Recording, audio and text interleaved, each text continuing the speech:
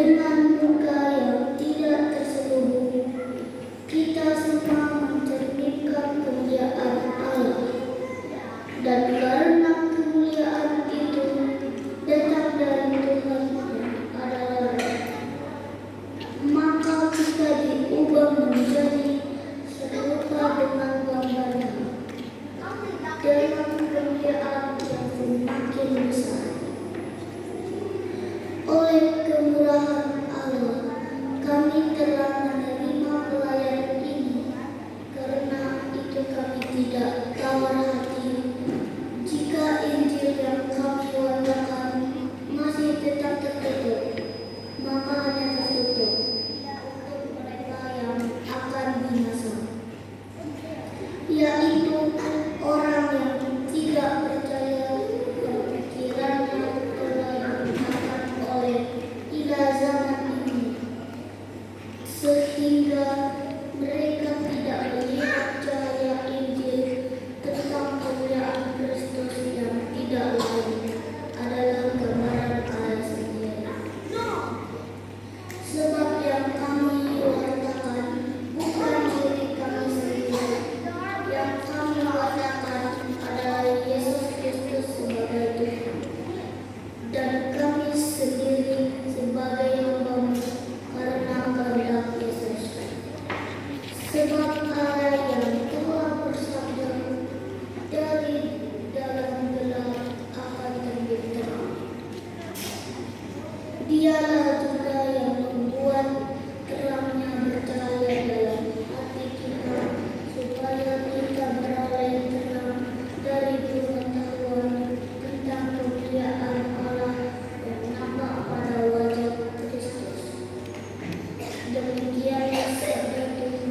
Syukur pada Allah.